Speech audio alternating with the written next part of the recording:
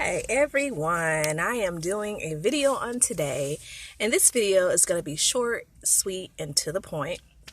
The reason why I'm doing this video is because a lot of times God deals with me in certain ways, and sometimes he tends to talk to me more in the shower. I don't know if it's because I'm naked before him. I have no idea.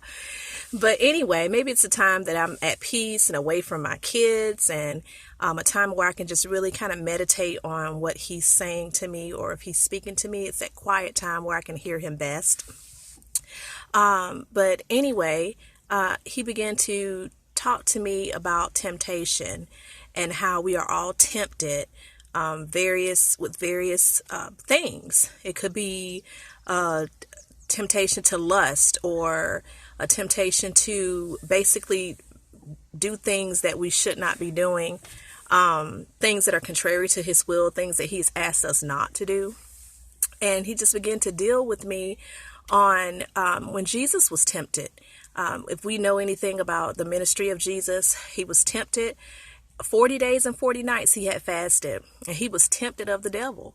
And the devil tempted him basically with the pride of life, the lust of the flesh. And these are the same exact ways that the enemy, he tries to tempt us on today. And I just want to make something clear, because a lot of times people say, or you have some people who say, well, I'm being tempted, or does God tempting me? Well, God says in his word that he does not tempt you, period. And then he does not tempt you with evil. Okay, he says that when we are tempted to do things that are contrary to his will, it's because of the lusts that are on the inside of us. It is not God. It is not God trying to test you, because God already knows who we are. He already knows our character. He understands our personalities. He knows the things that we're going to do already. So why does he have to tempt us? Okay, so it's not God that's tempting you.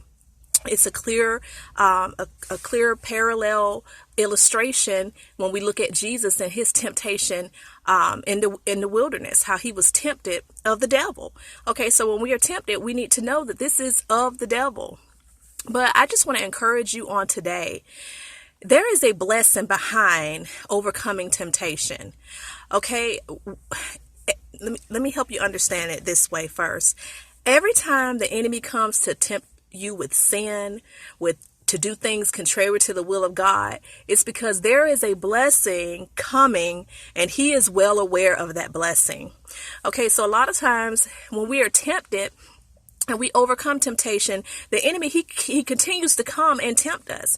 And I really believe that in that wilderness, when he began to tempt Jesus Christ, he did not only tempt him when the fast was over. I really believe that he tempted him throughout the entire 40 days. Jesus, he overcame that temptation. And I want to encourage you on today, if you're being tempted, and it may be a very strong temptation. It may be a temptation to sin, to sexual immorality. You may be tempted to cheat on your husband or cheat on your wife. You may be tempted to put things into your body that's not conducive to your health. You may be tempted to lie. You may be tempted to cheat and steal. Whatever you're tempted to do that's contrary to the will of God, recognize that there is a blessing around the corner, and the enemy, he sees that blessing. A lot of times we're tempted with things we feel like we need.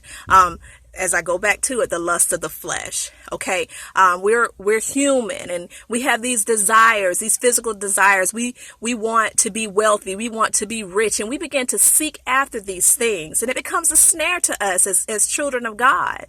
So even in those snares, those things that we need, God knows what we need, and he can fulfill those needs. Okay.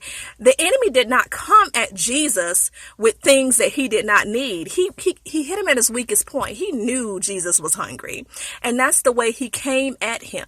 Okay. So it's the same way he comes at us when you haven't seen Johnny for four months, and you're starting to feel like you want Johnny to come over tonight. The enemy knows exactly where to come at you. But if you withstand and you hold on and you don't fall down and fall into that temptation, God will send you what you need. He knows what you need. At the end of Jesus's temptation, it says he resisted the devil, and the devil fled from him. Okay. When he made that choice, that decision to resist the devil, the angels came and ministered unto him. How many know that there are angels right now waiting to minister to you, willing to supply your need according to his riches and glory, into God's riches and glory? But we have to overcome temptation. Trust God to give you what you need. Don't bow down to the knee of Satan. Don't bow down to the knee of Baal. Stand. Stand in your moment of testing, your moment of trial, your moment of temptation. And God, he will come through. Whatever you feel like you need, and you feel like, okay, God, I want to do it my own way. Wait on God. Wait on God. He has something good for you. And this is the reason why you're being tempted so hard. Wait on him and let God be God in your life. And I guarantee you, he will show up and he will show out.